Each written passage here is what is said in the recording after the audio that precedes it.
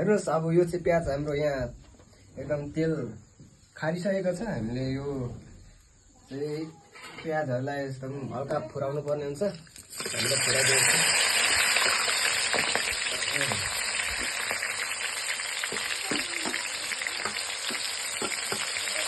फेरि मजाले फ्राई गर्ने।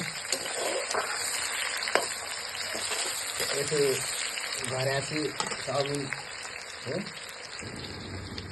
म चाहिँ फेरि यस्तो चाउमिन बनाउनुमा चाहिँ एकदम डेन्जरै मान्छे हो।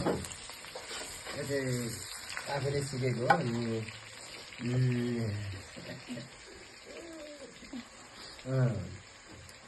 अलिकति यो ग्यासमा नभएको कारणले गर्दाखेरि यहाँ हल्का धुवा आइरहेछ। धुवाको कारणले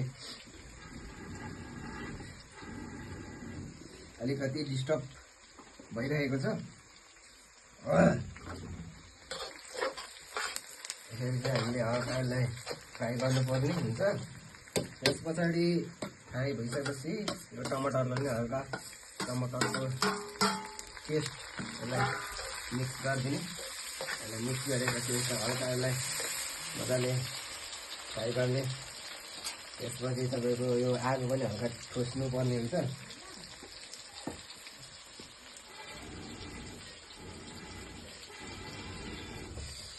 यसरी चाहिँ गरेपछि एकदम आगोमा पकाएको भनेपछि एकदम टेस्ट भिन्दै आउँछ।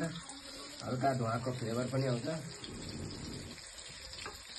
देख्न सक्नुहुन्छ। अब यो चाहिँ मासु अघि तारेर एकदम रेडी भएको छ। यसलाई चाहिँ टक्क लगाइदिने। टक्क लगाइदिइसकेपछि यसरी लगाइदिने। यसलाई पनि हल्का मिक्स गरेर एकदम मजाले फ्राई गर्ने पर्छ। फ्राई गरिसकेपछि यसलाई हल्का मिक्स मसला पनि लगाइदिने आफ्नो टेस्ट अनुसार।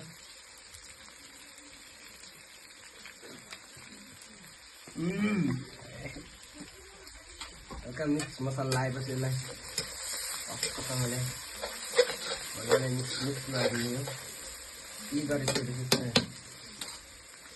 अजिना पनि अलिकति हालिदिनुपर्छ। आफ्नो टेस्ट अनुसार कति मनपर्छ हल्का लगाएँ। मजाले मिक्स गर्ने गर्दैछु म। अनि अब यहाँ नुन पनि लाउनुपर्छ। नुनलाई मजाले लगाएर यसलाई पनि मिक्स गरिदिने पर्ने हुन्छ। र म यसलाई यस्तो मजाले मिक्स गर्दैछु। यो चाहिँ साग हो, एकदम अर्ग्यानिक रायोको साग। यसलाई चाहिँ टक्क मिसाइदिने। मिसाएपछि यसले पनि हल्का सागको फ्लेभर आउँछ। यसमा मिठो मिठो हुन्छ। मिक्स गरेर खाँदा एकदम स्वादमा सुगन्ध आउने कारणले यसलाई हल्का मिक्स गरेर यसरी रिमिक्समा घोलिदिने। पछि यसलाई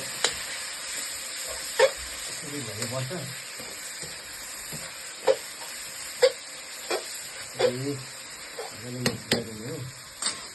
त्यसपछि अब हाम्रो काम गयो। यो हाल्नुपर्छ। यसलाई मजाले मिक्स भइसकेको छ। अब मैले यहाँ चलाएँ। पैसा लगाएपछि यो चाहिँ सोया सस लगाएपछि कलरफुल देखिने। यसले चाहिँ एकदम कलरमा राम्रो दखल दिन्छ।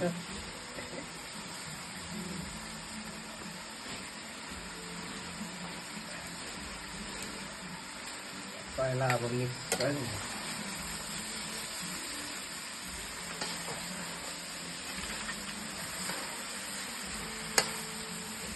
मिक्स गरिदिनु होला।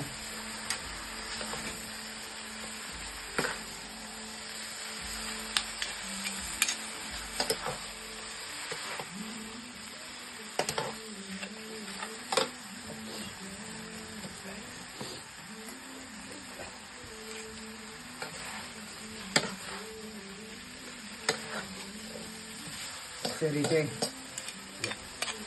मिक्स गर्नुपर्छ मजाले। मलाई चाहिँ खासै मिक्स गर्नु आउँदैन। हाम्रो क्यामेराम्यान नाना कान्छीलाई चाहिँ मजाले आउँछ। यसरी मिक्स गरेपछि टक्कसँगले यसलाई एकदम गरिदिइसकेपछि